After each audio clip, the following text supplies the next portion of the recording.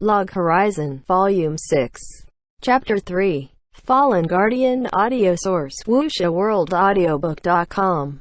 It was unofficial, but in Rod Lab, people of the same subclass researching the same topics would form groups known as divisions or departments. For instance, chefs like Mikage would experiment with new cooking techniques daily, testing the limits of this action known as cooking. But on top of clean and plentiful water, ingredients and fuel, they need a kitchen, ovens, heaters, fridges, all sorts of knives, different containers, molds, and equipment like blenders.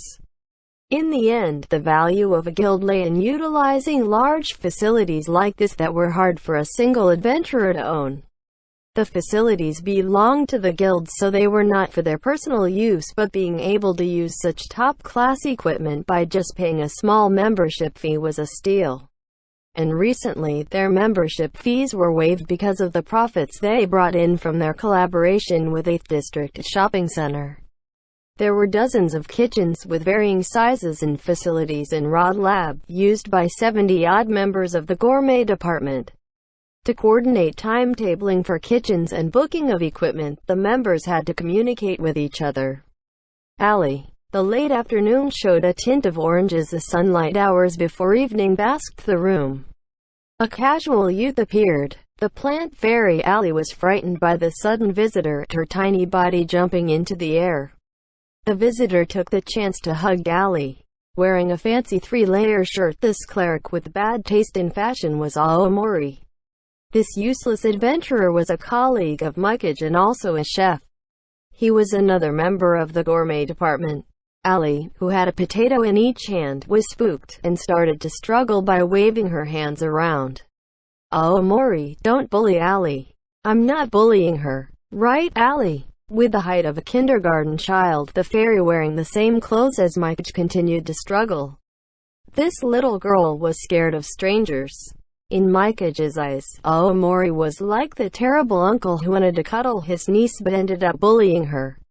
Alley's eyes, under the chef hat that was similar to Mikage's, were starting to tear up. Aomori. Mikage threatened Aomori, and with Aomori saying his usual phrase, "Don't call me Aomori, call me Blue Forest," he let Alley go. Alley ran off with the potatoes and hid behind Mikage, hugging her legs. Anything to eat. Aomori pulled a chair over and sat down, asking the question that shouldn't come from a chef. Mikage pointed calmly at the pot. Aomori made his way slowly over, making happy sounds of wah as he filled his plates. Mikage ignored Aomori as she continued peeling potatoes with her knife. After peeling one, the cute Alley would hand her another. The petite Alley stood on her personal stool. The image of the top half of her body and wiggling ears showing on the kitchen table was very cute. Alley was a fairy summoned by the druid Mikage with unlimited summoning time. If Mikage did not dispel her, Alley would stay by her side forever. Mikage treated her tiny familiar like a kid sister and didn't dispel her, spending her days eating and sleeping with her. The chef clothing and hat on Alley were the same style as Mikage's, made by the clothing department of Rod Lab on Mikage's request. Mikage spent the chaotic time after the catastrophe with her tiny familiars like Alley. Her kid sister assistant Alley, the goods ferrying helper Mikanid, and the lullaby singer Orches. If they weren't with her, Mikage would have definitely fallen into depression. Mikage was glad that she was a druid. Aomori called out to Mikage, but Mikage only diverted the attention of her ears towards him. "What dish is this?" He was probably asking about what was in the pot. "I remember it was." Mikage tried to recall the answer. "Eagle beak beans with flute horn buffalo stew. Added salt, pepper, butter, and several spices." "I see. I don't understand." Aomori replied honestly. Mikage just shrugged. It was useless for him to ask. Mikage was not good at cooking after all. Some may be surprised at her saying this despite having the subclass of chef, but Mikage saw herself as a confectioner, not a chef.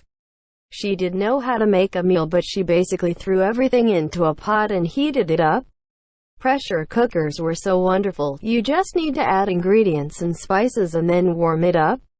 You could make something that could pass off as food. Mikage thought this was a great invention and loved using it. Speaking of which, cheese. Aomori, who was eating the stew, tilted his head. Mikage was asking for cheese again, and he immediately said, "Oh, I forgot. Yeah, it's done." He took out something that looked like misshaped tofu from the ice bucket beside him. Mikage received it and sniffed it. It was cheese. With this, the number of pastries she could make would increase. Cheese roll, or basic cheesecakes, or serve it with pudding. Since she was going to do it, Mikage wanted to surprise everyone. "Thanks." "Yeah," Aomori replied between sips of water. He was not a normal chef either. He changed his subclass to brewer, making all sorts of ingredients, a weirdo that didn't make food himself. But that was to be expected. If you wanted to make food and serve customers, Joing 8th District Shopping Center and opening a stall would be a better option. Or if you wanted to move towards mass production and grab a share of the market, Oceanic Systems would suit you better by getting funding from smaller guilds. They were developing catering systems, so it was a great business opportunity. This was Rod Lab, where weirdos working on new inventions congregated. In a sense, Mikage and Aomori were the same. Making something new again? Yeah. Mikage carefully placed potatoes inside the oven and sprinkled sugar on it, answering half-heartedly. Compared to cakes made from flour, the foods made from fresh ingredients like potatoes were always different. Like the moisture and the sweetness, the impact of the ingredients had more variety. She needed to add sugar to make up for the lack of sweetness in the raw ingredients, so she had to be careful in her cooking. A door gift? Yeah. Take me with you. No. Mikage rejected him immediately as she put in fresh margarine. Aomori had impure motives behind his request. After finding out about the all-girl tea parties, he had brought this up dozens of times. Aomori was. Speaking of which, most of the men didn't understand. Chatting idly was a very precious thing. It was irreplaceable. Mikage realized several things after coming to this world. One of which was how valuable her time with friends was. There were no televisions, cell phones, movies, or manga here. All these forms of entertainment were gone. Describing them as entertainment seemed to imply that they were unnecessary, but Mikage didn't think so. No, all the adventurers probably thought that was so too. When the catastrophe first occurred, the city was lifeless. Even with an immortal body, just eating tasteless food slowly without energy could not be described as living. Living should be a happy and beautiful thing. There was a need for things to soothe both your body and soul. Like cakes or friends to share your cakes with. Thinking carefully, Mikage felt that the time she had spent chatting with friends after school was the best time of her life. Mikage reminisced about her middle school days, going to a fast food restaurant and ordering a 100 yen milkshake after club activities. She would empty her brain and chat and laugh until the sky grew dark. Back then, she thought this was something that would always be there and such days would never end. After moving on to high school, she grew apart from these friends and went straight home after school. Although she spent her time on manga and games instead, Mikage learned the importance of the warmth between people after coming to this world. Mikage was a bit introverted by nature, but she had Ali now. Her tiny partner that was even more shy than Mikage. When Mikage was together with Ali, she would become mysteriously motivated, thinking that she had to take the initiative to greet others for Ali's sake. She wanted to protect Ali from making a troubled expression, giving her the strength to keep calm before a world-class beauty like Rainisia. But the truth behind her calmness was that she knew about the careless side of the princess. The pastries Ali liked were loved by everyone. Making new pastries for her friends was the biggest joy for Mikage and the focus of her daily life. Fortunately, she made enough money from selling pastries and handing in recipe reports to live comfortably. Because of this, Mikage was living every day meaningfully after the catastrophe. Although the new findings from the gourmet department made her uneasy, the results seemed to be bearing fruit. Even though they had to survey in lots of places, it was interesting once they got used to it. Really, is that gathering so important? Mikage pondered about Aomori's bashful question. Of course it was important. Making pastries, sharing them with everyone, chatting about all sorts of things. There was nothing that was more important. Men always wanted some form of result, which was not good. Things need to be done slowly, with adequate heat and timing. Mikage wore big oven mitts and took the freshly baked cream potatoes out of the oven, presenting it to Aomori for him to eat. This was a new experimental pastry. Aomori gasped happily, but this was just a test, not good enough for the tea party participants.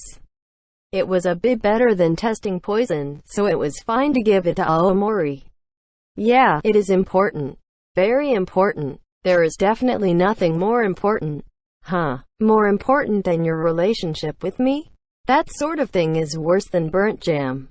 Aomori became depressed. Mikage ignored him and cleaned up the kitchen appliances. Even if Aomori complained, he would still finish the potatoes, and the shy but caring Ali would console him.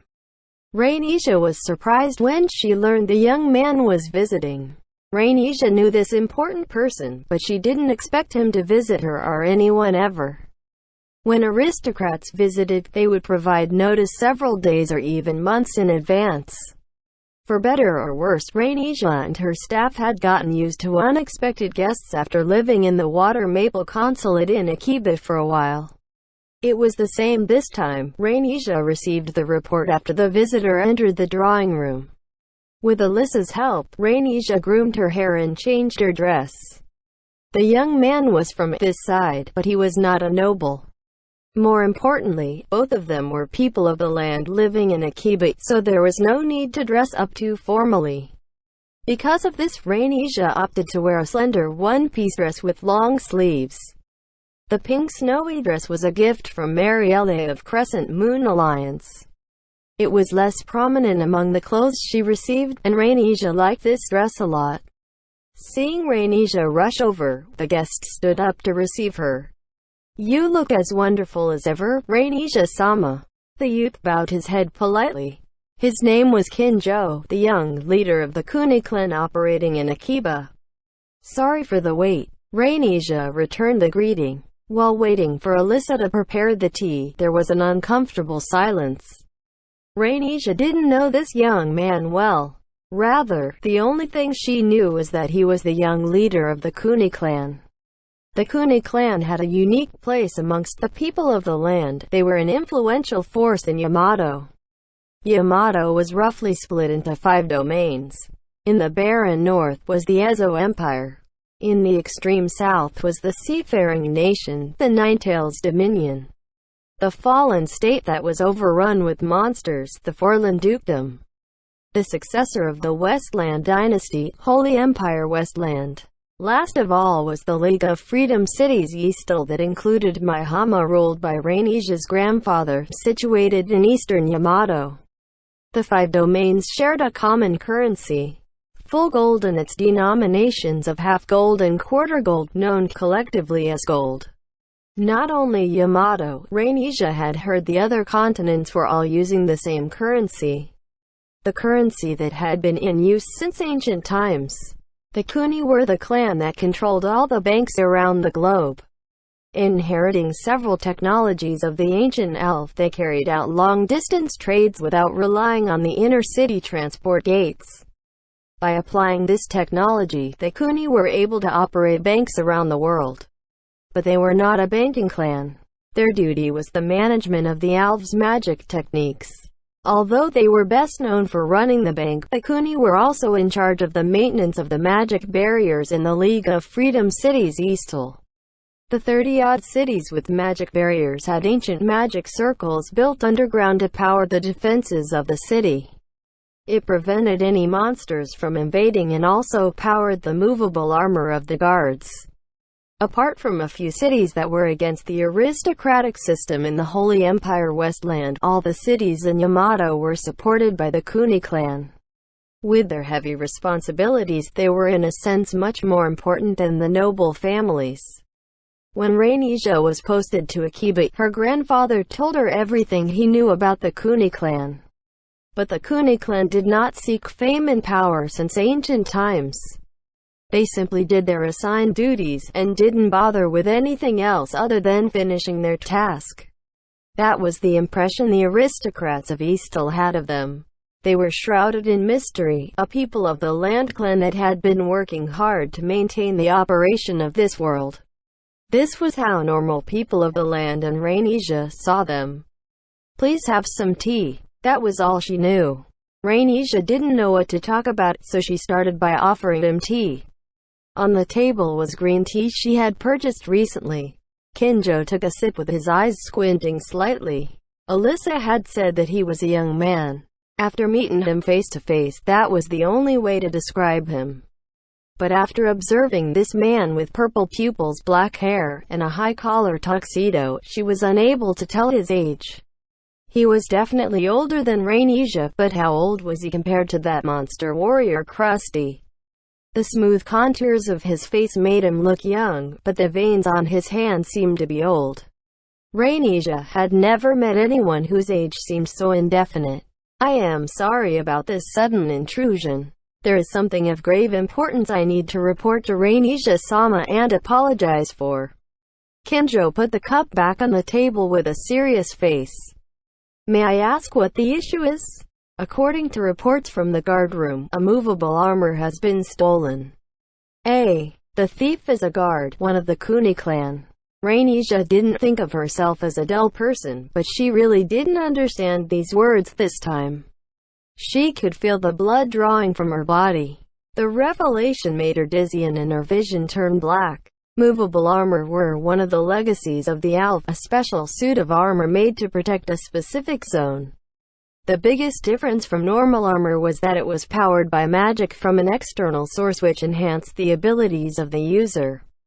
The combat power of the people of the land was low in this world. Not just adventurers, they couldn't even fend off mid-level monsters.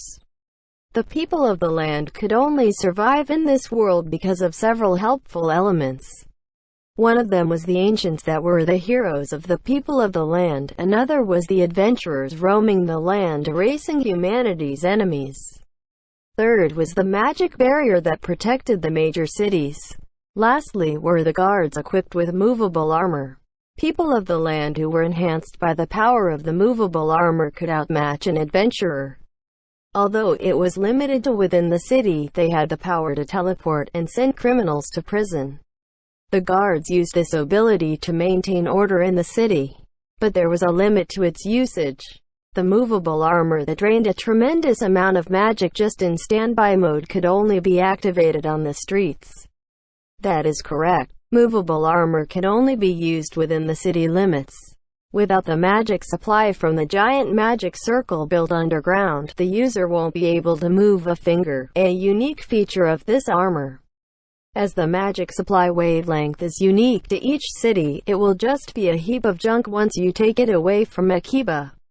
Kinjo continued explaining to the stunned Rainisia. In summary, this matter is of grave importance.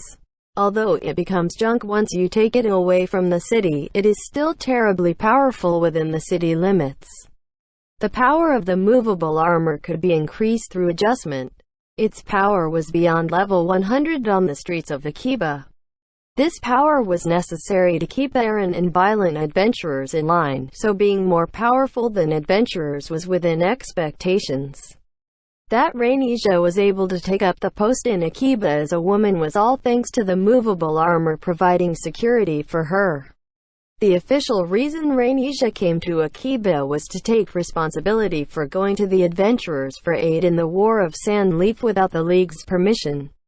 The reason why the defenseless Rainisia moved into the adventurer city with only a small group was because her grandfather already took into account the existence of the guards. But this powerful backing had leaked, which raised several other points. Could it be the murder is? Facing the question of the pale Rainisia, Kinjo nodded. Correct, the actions of this criminal are linked with the Kuni clan. It is a shame, but that is the truth. This was like a nightmare to Rainisia. The Kuni clan, or rather the guards, going out of line was unacceptable. This was something that the people of the land had never thought of for hundreds of years. But this explained several mysteries. That's why the guard system of Akiba was unable to detect the murder. The surveillance system was made against the adventurers and the people of the land, so it wouldn't detect anything from a fellow guard. The combat actions of the guard were not a crime, but an enforcement of security. That meant the murder cases would never be detected. The criminal wearing the movable armor had power that outmatched the adventurers. Rhaenyra, who had no experience in battles, didn't understand how much more powerful he was compared to adventurers, but there had already been news of several victims falling to him. Most importantly, the Kuni being involved in this raised two major concerns. First, this clan penetrated deeply into their daily lives and existence, just like the air they breathed. Be it the security of the streets with the guards or the global banking network, these systems were rooted deeply in both people of the land and adventurer societies. Their safety and convenience formed the foundation of the societies in this world. But wouldn't it be scary if this foundation were to crack? Without specialized education, Rhaenyra was unable to imagine how disastrous it would become, but she could feel the clouds of unease forming. The other important point was more direct. Even though it was by the Kuni clan, a person of the land killed adventurers. Adventurers were totally different from people of the land. Even though their appearance was similar, they were completely different organisms with drastic differences in potential. By going through battles repeatedly, adventurers could advance their strength by leaps and bounds. Just one high-level adventurer could rival a band of 100 knights made up of people of the land.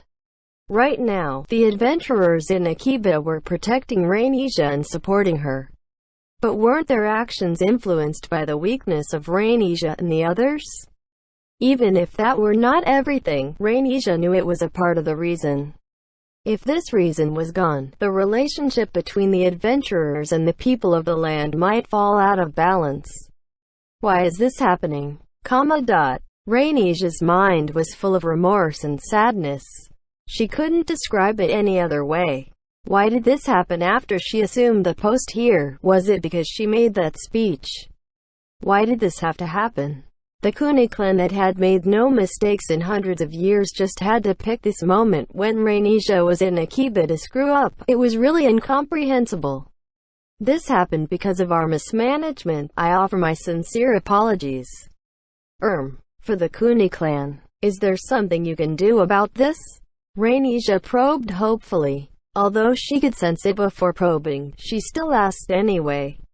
I am terribly sorry, Rhaenyra-sama. The movements of the movable armor will stop if we cut off the magic supply. But the defensive magic barrier in the city will also be lost. To reactivate it, it would take 10 years. That is all I have to say. The magic circle barrier protecting Akiba from invading monsters, that must not be deactivated. The fact that this magic circle was supplying power to the murder hit Rhaenyra hard. Akatsuki was in the waiting room warming her hands with a teacup while wearing a meek expression. She was not doing it because it was cold or because there was nothing else to do. How much of it was an accident and how much was this the schemes of the maid Alyssa? With her keen hearing thanks to her tracker subclass, Akatsuki was able to hear every word in the drawing room next door. From the contents of their conversation, this was not something Akatsuki could settle alone. Only a major guild like West Wind Brigade RD could handle this. It might even require the strength of the Round Table Council. Without question, this was a major crisis for Akiba. Akatsuki could not pretend she did not hear anything. The princess that was as beautiful as the moon must be worrying about how to convey this to the adventurers. Having heard about the murder before Rhaenyra made any moves had major repercussions. So Akatsuki decided to meet the princess, but thinking carefully, that might be too rash. The reason probably lay in the sense of duty to her lord. Since Shiro willed it, she had to see Rhaenyra's face at the very least. That was all. Right now, Akatsuki did not have any strength to meddle with the affairs of others. She walked silently to the balcony from the waiting room. Her figure was just like a shadow with her low-profile clothes. Leaping to the balcony of the meeting room 3 meters away was as easy as moving across a tatami for the superhuman adventurers. In the shade of the window frame with elaborate carvings on the other side of the bubble-like lace curtain was Rainija. The young man she was talking to earlier probably left, leaving Rainija alone to bury her face in a cushion.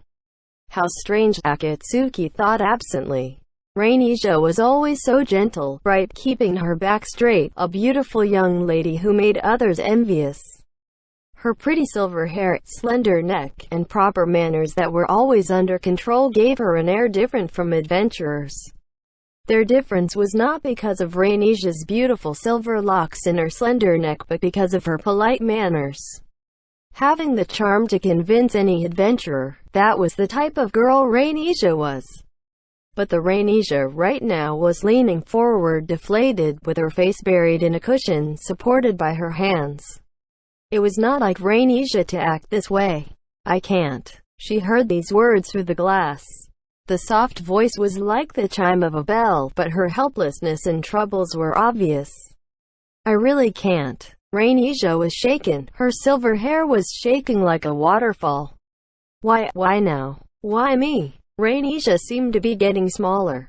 After a long sigh, Rainija became a frail girl. "Why can't things go right?" Akatsuki nodded while standing on the veranda in the winter sun.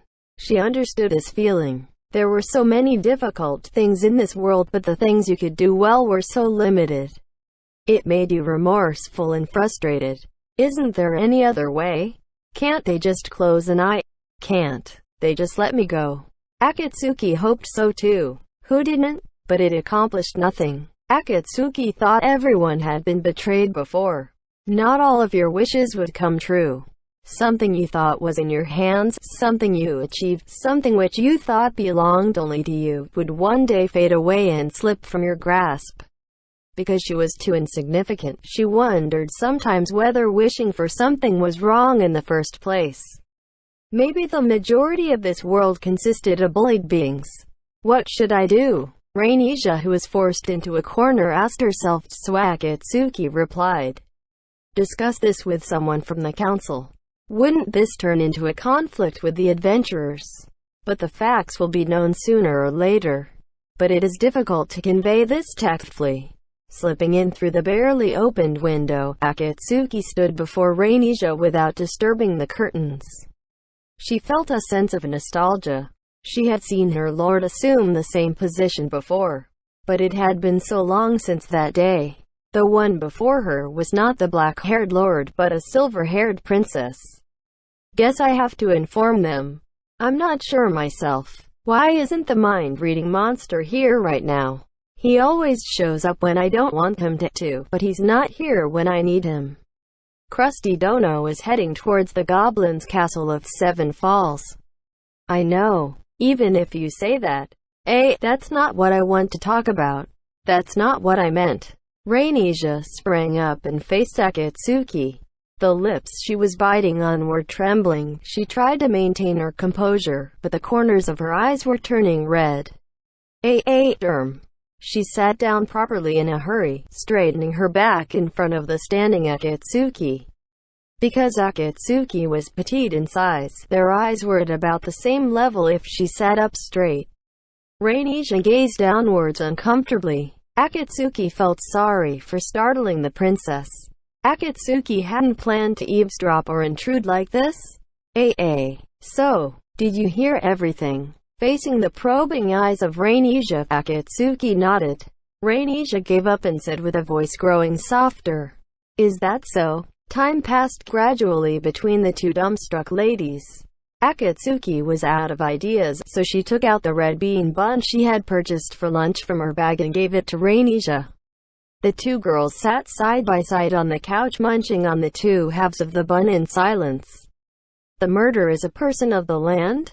Akatsuki asked, and Rainija answered Akatsuki's question slowly.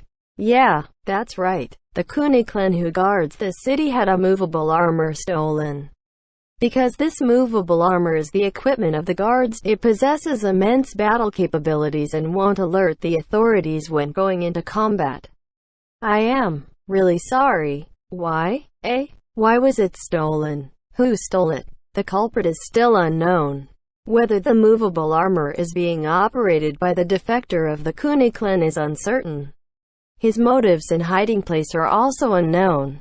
I think he is hiding in the sewers. Sewers? Akatsuki expressed her thoughts. From what I've heard, he won't hide outside Akiba. If that were the case, the only place that has not been searched and is inconspicuous will be the sewers. According to Rainija, the murder had obtained the strength of a guard. Although Akatsuki was stunned for a moment after hearing this, she grasped several important points. The combat prowess of the murder was probably over 100 and closer to level 110. The level 90 adventurers wouldn't be able to match up to him. At the same time, he couldn't leave Akiba since he was using the powers of the movable armor. He would lose his power once he left the city. Considering all this, his hiding places were limited, but capturing him would be next to impossible. In order to suppress the criminals, the guards had the ability to teleport.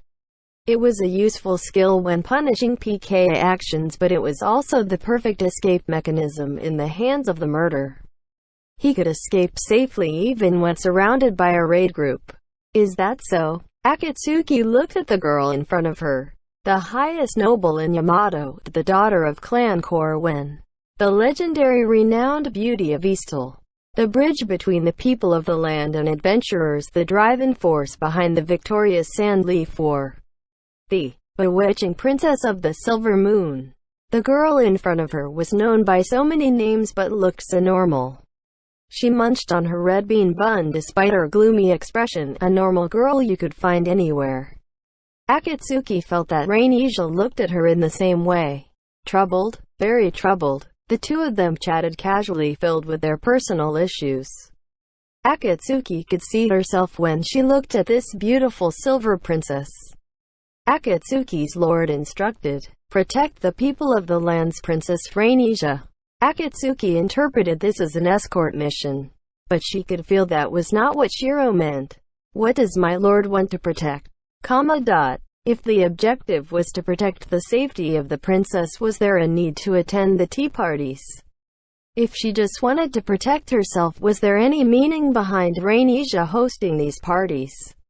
What was she missing? Did Marielle and Henrietta already know the true meaning behind this? Akatsuki wanted to tell Rainija, it can't be helped. Too many unfortunate things were happening. It was too much for her to handle and still realize her wishes. All this could not be helped. Akatsuki lacked the capability to create miracles with her hands. Apart from "it can't be helped," she didn't have any words to console Rainija. She could add another sentence, "You tried hard to console Rainija." Akatsuki had seen her in action during the Conference of the Lords. She also heard Shiro's high praise for the princess. She had been protecting her on the side all this while. That's why she could say, "You tried hard." But did she have the right to say this? As the daughter of aristocrats, the representative of the people of the land. This girl who was shouldering a burden heavier than any of the 11 guild masters of the Round Table Council. Akatsuki wondered if she should say that. After thinking this far, Akatsuki bore some respect for the silver-haired girl in front of her. That's why she came here daily, to protect her up close. Even though she was searching madly for more powerful combat abilities, even if she found it hard to return to her own guild house, Akatsuki cared about Rainija. "I will go take a look." Akatsuki stood up. The opponent she was looking for was a person of the land. Since he had a unique teleporting device, there was another way to find him. He probably hid in the sewer during the day and watched the entire city by night. He would probably teleport to somewhere the adventurers could not enter and observe them from the dark. I will accomplish my mission, because I have seen how hard you tried. Rainija did not touch anything when she reached out her hand. Akatsuki, who had obtained a hint, had moved out for the streets of Akiba from the open window. 10 pairs of eyes stared at the flashes of silver. The colliding blades left flashes of light like meteors, gone in the next instance. They crossed each other's paths as if they were arranged for beforehand, clashing into each other. The echo sounded closer to crystals being cut instead of the noise of steel clashing on steel as they opposed each other. Watched over by Nasuna and her comrades, Sojiru was dueling to the death with a murder. Sojiru wielded his katana so smoothly it didn't give off any air of threat. But Nasuna knew that Sojiru's every strike brought unavoidable fear to his foes. It only looked gentle because of how gracefully he swung the blade. Sojiru could even perceive the evasion path of his opponent before swinging his katana. His every blow was deadly. The murderer used the strange gauntlets on his hands and feet to guard against that Sojiru's attacks. This was not normal swordsmanship. It was akin to the instinctive actions of a feral beast as he fought with a glee that came from killing other humans. Before the sparks even faded, the murderer counterattacked from his off-balance position. Unlike Sojiru, there were no techniques to his offense, just taking wild and powerful swings. But because of his chaotic style, his attacks were fast and unpredictable. Nasuna's comrade Kyoko fell under his blade before, while Nasuna was cradling the heavily injured Kawara. "The director is amazing," the girl in Nasuna's arms muttered, and the members on standby behind Nasuna were probably saying the same thing. The original plan was to surround the enemy with their raid group. Enbert Nils, level 94 samurai. This murderer who exceeds Sojiru by 1 level was not an adventurer in Nasuna's eyes. Calling him a samurai was ridiculous. Nasuna had always watched over the growth of Sojiru the samurai.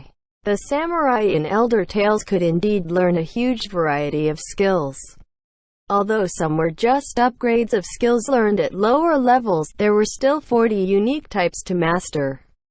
Although a player wouldn't be able to learn all the available skills, the techniques used by Sojiru and the murderer were obviously different. That was not a warrior.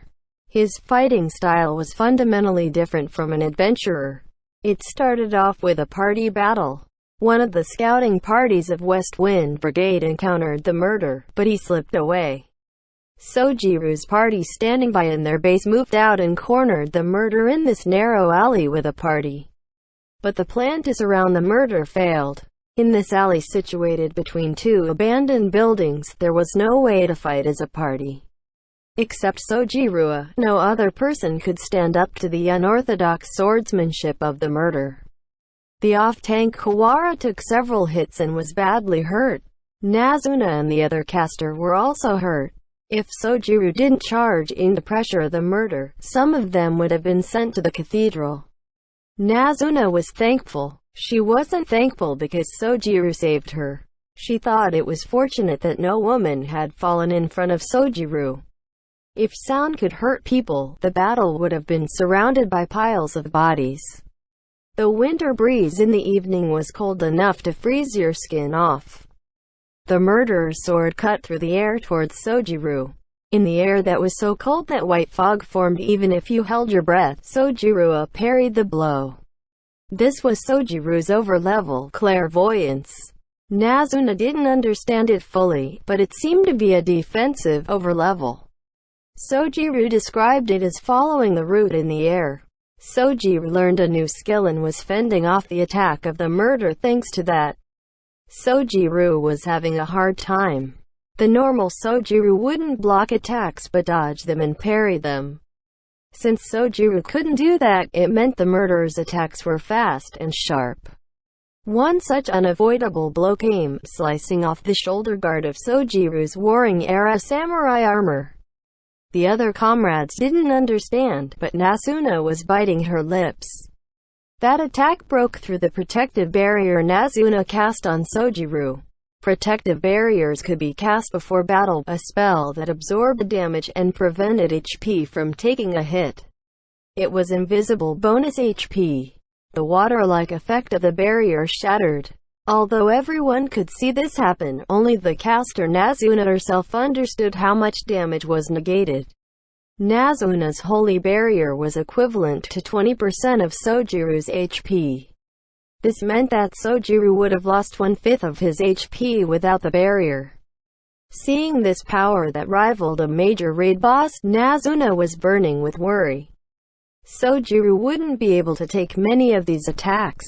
She was already chanting in preparation of casting Holy Barrier again, but Holy Barrier was not a skill she could use consecutively. Using a combination of heals and barriers to protect her friends from harm was Nazuna the Kanagi's way of fighting. Casting protective barriers repeatedly would drain a lot of MP, which would put them at a disadvantage. But if she didn't do this, she would feel like she was treading on a wire. If she used defensive magic and was noticed by the murder, she might be targeted next. But she couldn't protect or heal Sojiru if she ran away. She could only keep watching the battle, and she understood her capability. She had to keep on casting barriers even though they were as weak as paper. What is with this guy? This is a huge gamble. She could understand some things because she was a Kanagi.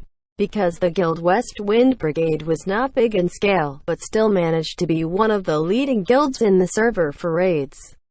As the healer of such a guild, she understood something. She knew the battle was not going well. They were still hanging on because the tank was Sojiru. If not for Sojiru, Nazuna was sure they would have been massacred.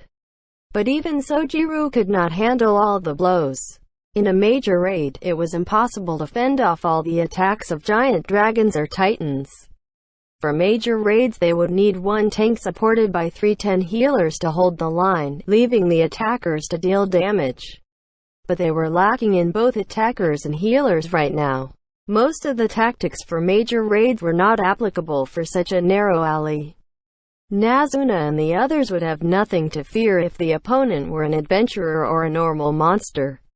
But this murder was more powerful than they had imagined. And also, Sojiru's attack was dodged. The murder slipped to Sojiru's right, his figure like an insect as he slashed at Sojiru's thigh. Although Sojiru evaded with a leap, his movements were no longer graceful like a dance. He was at his limits. Consecutive attacks, strikes that disrupted his balance, carefully planned blows. The murderer was able to evade all this with his weird movements. And he was keeping this up. He burrowed through Sojiru's attack and got behind Sojiru. If they could land a hit, no matter how good their foe was, he couldn't be a major raid monster. But they just couldn't hit him. If this went on, even if Sojiru could keep on tanking, the front line would still fall when Nazuna's MP was exhausted. And also, if we are still here, Sojiru won't be able to withdraw. Nazuna concluded. Susama, director. Oh no, I can't watch. Nazuna heard the pained cries of her comrades. Nazuna's duty was to heal their wounds, but she couldn't afford to right now. Helping them would drain whatever meager MP she had left. Her panicking heart started searching for another way to withdraw. Asking Sojiru to go first was impossible. There was no way he would leave his friends behind. And if Sojiru, who was engaging the murder, were to run, that would invite the murderer to cut him down from the back. Nazuna couldn't withdraw first for the same reasons.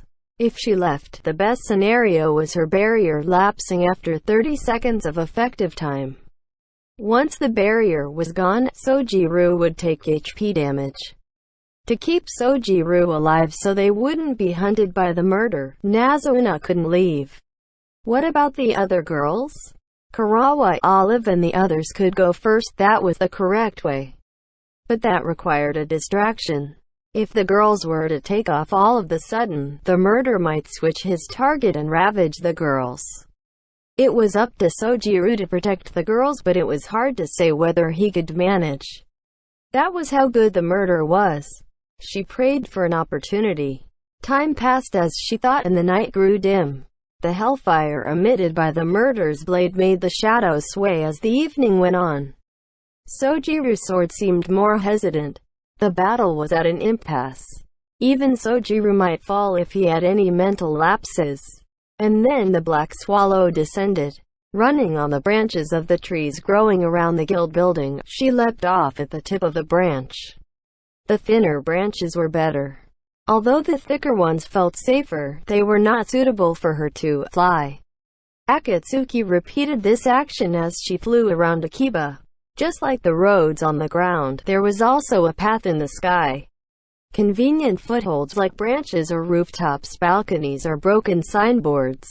From the ruins to the ancient trees all over the city, there was a path for people to travel in the sky. She wondered when she started using these routes subconsciously. This was not an option in the game world. She couldn't do this when the Round Table Council was just founded. She started doing this without much thought after returning from Sandleaf. Although she didn't remember when she learned this, now she knew that such convenient routes in Akiba existed. Akatsuki discovered that she was subconsciously observing the air currents, positions of the building's walls and trees. Her hair swayed in the wind. If her hair felt heavy, it meant the air was getting humid and it was going to rain. If she felt her body being pulled, that meant the wind was picking up and some paths were inaccessible. Akatsuki was able to grasp all these details, mastering amazing skills that set her apart from other adventurers traveling in the sky. She was just moving as usual, but her limbs were more nimble and her body was warming up. The instant when she put her weight on a branch and she calculated her next trajectory, she was not just aware of her body movements but the wind as well. She had done this dozens of times, but now it took only half the strength as usual to travel from branch to branch, and the momentum set her up for the subsequent jumps too. When did she notice such details? Her short conversation with Rainisha looped in her head. She was not used to thinking about the problems of others and was unable to summarize her thoughts well. Rainisha's image, Rainisha's words, her own thoughts, her own reply. These things kept forming and disappearing like bubbles from within Akatsuki. It disappeared before becoming words, so Akatsuki was also not sure what was motivating her. Rainisha was working hard. Only these words stayed in her chest. She thought it was time to reward Rainisha's efforts. She glanced at the setting sun to the west and perked up her ears, feeling her consciousness expand outwards. The detection skill she was always using captured the conversation spoken in the streets of Akiba. Let's hurry back to the guild and make onion soup. Where should we hunt tomorrow? Let's have dinner somewhere, alright. It's my treat. I'm looking for a new business venture. Our submaster is really strict. Would you please go on a date with me? An adventurer can eat twice my portion. Number 3 times. These were all unimportant casual chatter and forgettable conversations.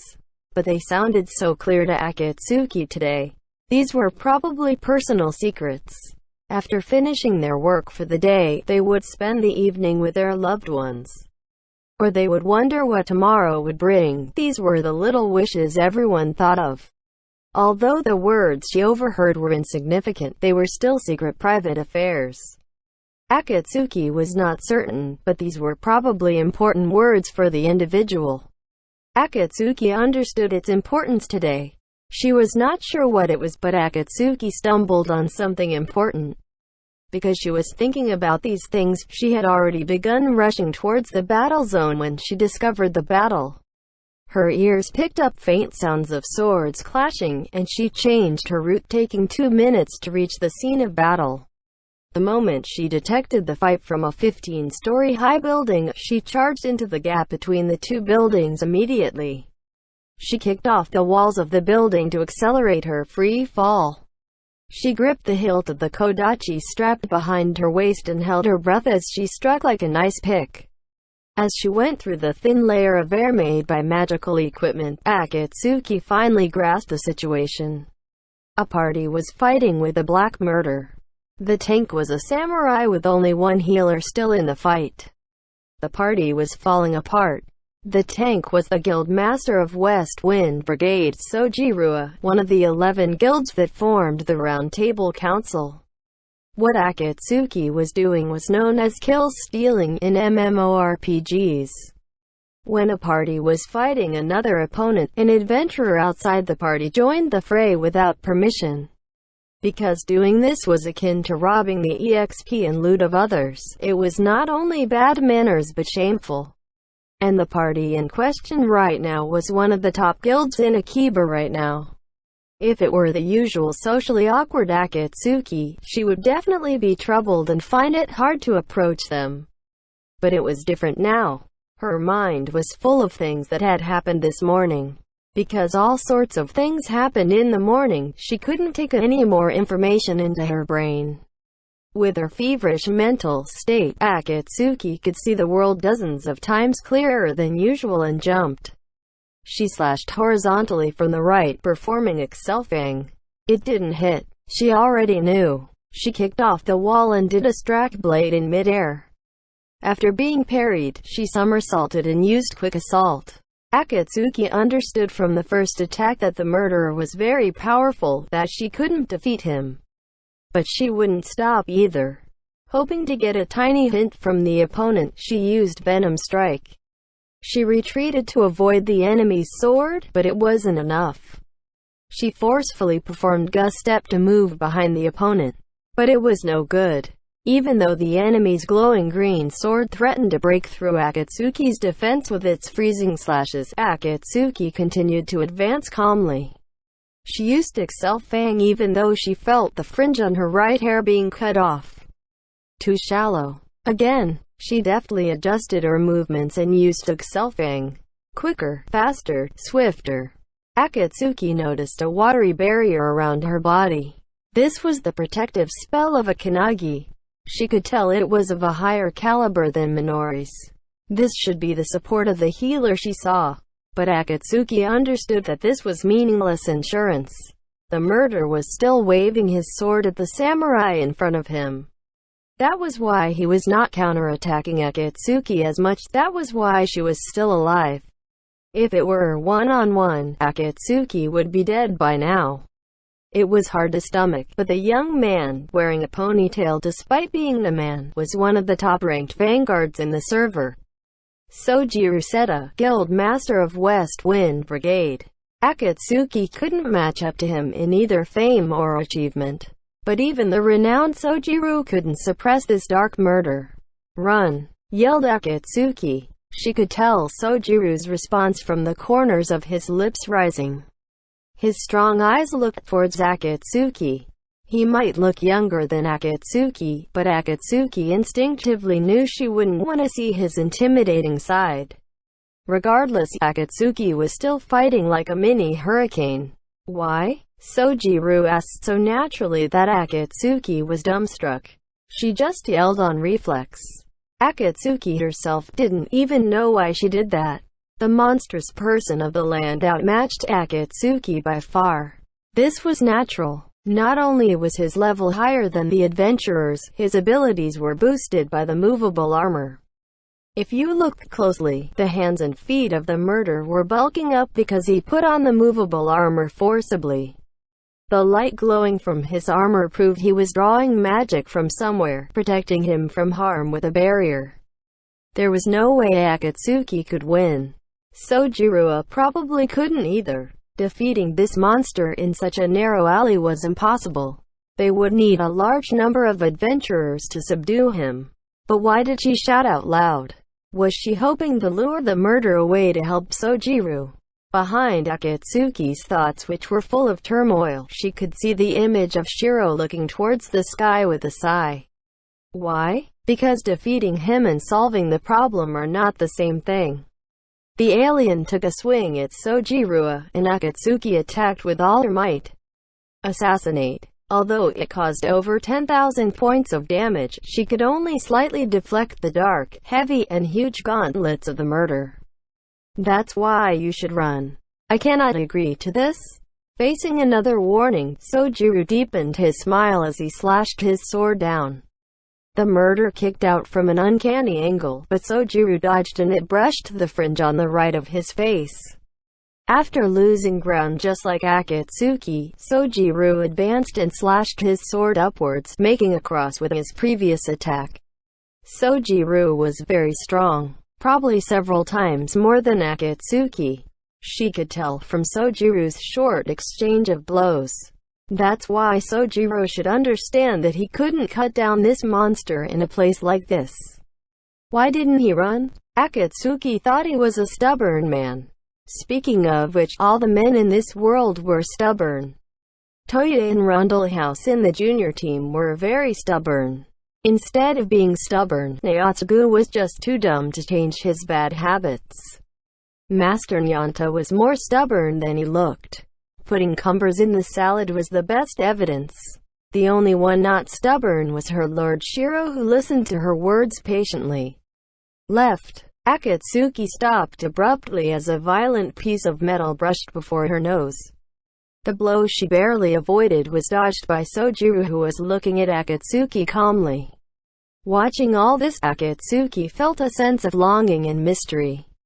Sojiro smiled as he faced the murder in Akatsuki, which intimidated Akatsuki. The normal Akatsuki would have sensed the overwhelming pressure that told her to run. But she didn't feel it now. Akatsuki felt there was something important which she didn't quite understand here. Sojiro was not intimidating Akatsuki. She felt that he was trying to convey something. Although Akatsuki felt sorry for not understanding the thing Sojiro was trying to tell her, she knew it was something very important. Nazuna-san, please head back first. I understand. I will wait for you in the guild hall. Akatsuki finally understood that Sojiro was going to continue this losing fight with the murder to protect the young girls who were exhausted. As a last act of support, barriers were cast on Akatsuki and Sojiro, who attacked fiercely to cover Nazuna's retreat. Both the graceful continuous attacks of Sojiro and the skills used by Akatsuki had no effect on the murder. Dozens of attacks fell in succession. Being able to battle the murder for so long with just two people felt different from the murder cases so far, but Akatsuki couldn't spare any thoughts for this. Even with a wide gap in their strengths, she still swung her blade desperately.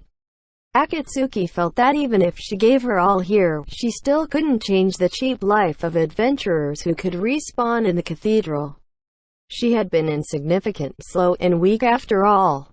But Akatsuki felt that Rainisia was working hard. Before she knew it, the barrier had already been exhausted. The chill she felt didn't seem to be from the winter breeze but from the wide area attack from the murder in front of her. Sojiro, who was tanking the attacks, had less than half his HP left. The time they had left was dwindling. Alright, then I should offer a gift to my juniors. Sojiro spoke some unfathomable words and changed his stance. In the eyes of the kendo girl Akatsuki, it was a beautiful middle guard stance. In kendo terms, this was the stance of straight eyes. But I don't have anything impressive to say. WuxaWorldAudio.com. In front of the stunned Akatsuki, Sojiro swung his sword smoothly. A simple, nondescript strike. This was followed by the murder's counter which missed. Look closely, listen carefully. This time, it was a bone-breaking attack from the murder. It collided with the strike Sojiro made at the same time. They separated in the air filled with Sojiro's frozen blood, and clashed again. To become stronger, you need to keep thinking. Don't give up, keep trying. Akatsuki joined the fray, swinging her kodachi with all she had. Such an important thing was damaged because Akatsuki didn't understand its seriousness and crumbled. That wouldn't do. Her heart was full of sadness. This is not really an explanation, but that is the truth behind Overlevel. The murder spun with his waist as the focal point, turning into a small-scale typhoon of destruction. Not yet. Akatsuki began to think. She touched something, but didn't understand it. She needed to want it more. This was the feeling of regret that Akatsuki didn't feel often. Feeling that it was such a pity to lose something. But the blade slashed down with a roar, threatened to break this feeling of Akatsuki's into pieces. Her wish for this thing she could barely touch with her fingertips was shattered by this blow. Akatsuki and Sojiro died, bearing unimaginable pain. Not every tea party turned into a dress-up exhibition. The weather this morning was bad. Rainisia's drawing room was all quiet. The atmosphere of the tea party was determined by the participants. When Marielle was around, the atmosphere was more lively and festive. When only Henrietta was around, it became a pure chatting session. It was elegant and peaceful when Reese was around. Members from Crescent Moon Alliance and the Roderick firm were not coming today. Reese informed the puzzled Rainisia. She welcomed the tactician trainer and had lunch together with her, enjoying the green tea poured from a giant teapot. Outside the window were overcast clouds on the verge of crying. The blonde adventurer sitting opposite her on the small sofa set looked out the window. Rainisia has grown familiar with the adventurer named Reese. This polite and gentle lady is from the same clan as that monster Krusty. The two of them couldn't even hold a proper conversation. Rainisia was not too concerned about this. She had been worried in the beginning and tried to make small talk. But the young girl had told Rainisia there was no need to be concerned, so Rainisia didn't try to force a conversation. But they were not on bad terms or had nothing to talk about. If there was a topic, they could still chat about it. That was the relationship between the young girls Rainisia and Reese. Rainisia was not in the mood to talk today anyway. The people of the Land Guardian, whose purpose was to uphold the law in Akiba, was attacking adventurers. There had been several victims. Rainisia felt hot and bothered just thinking about her petite friend who left for the streets after saying unfathomable words. Why was the situation like this? Why me? These questions circled in her head endlessly. Her melancholy self was like the overcast sky as she frowned. The Tokyo here is cold. The winter is probably going to be freezing. Tokyo. Reese's sudden comment pulled Rainisia back to reality. This should be the language of the ancient elf, meaning paradise of the east.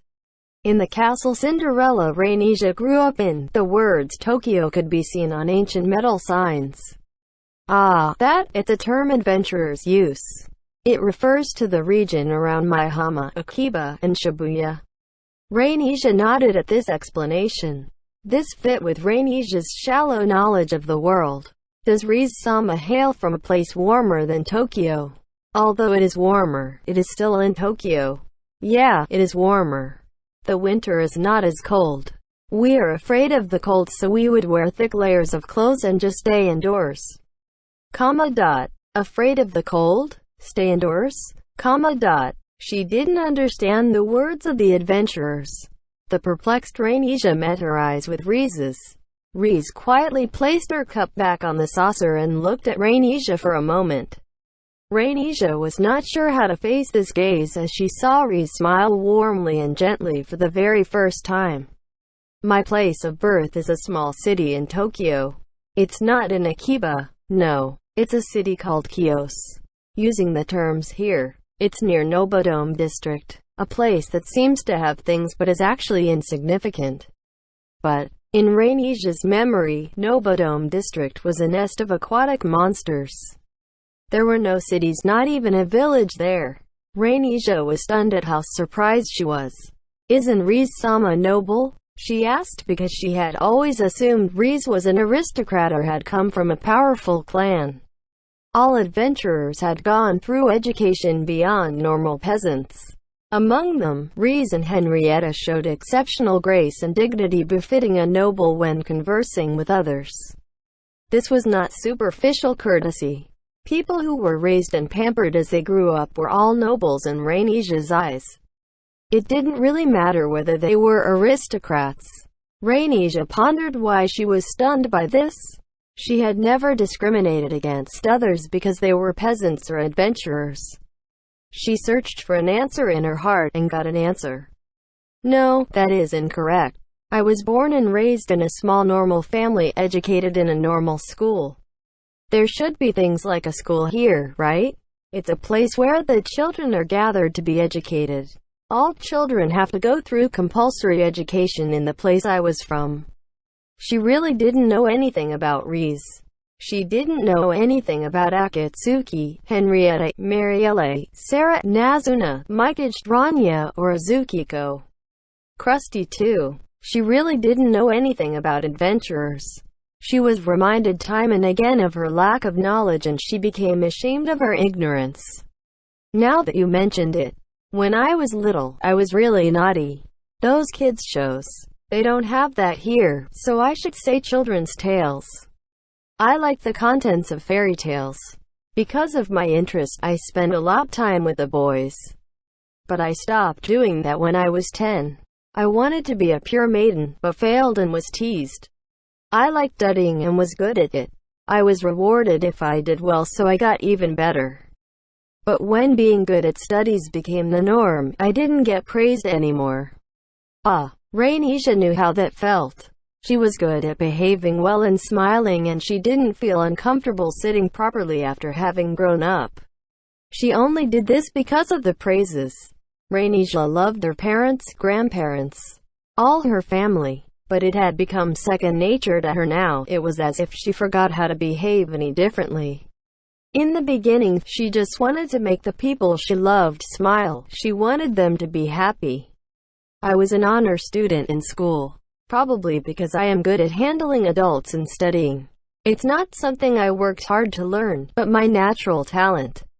My town has several large hospitals and many elderly people. So compared to the gazes of other kids, I was more concerned with the gazes of the adults. In that sense, I was happy to have joined D. Because there are people who can crush the pretentious me, and people who tell me there is no need to spend my whole life brooding over this. Rainisha interrupted with a strong voice. This was something she shouldn't hear. She was not qualified to hear this. Rainisha had always thought of Riz as a strong woman, a noble, and a natural adventurer. Rainisha felt ashamed to have thought this way. In the end, she did not understand Riz as an individual. When she realized this, she truly understood how small the world she knew was. She was not ignorant of the world because she was educated as a princess of Mahama. Her view of the world was narrow because she ignored the things right in front of her. Rainisha had always worked hard. She understood what this sentence meant now. Didn't it imply, "I have been watching"? To not even grasp this, Rainisha really was naive. I was born in Mahama. As a princess, I was raised by my nanny. I am not familiar with the games others play. I felt fortunate to have a happy and prosperous life. To have pretty clothes and plenty of food. My life was never in danger either. Rainisha started the topic with a soft voice. Academic-wise, I had several teachers in the castle.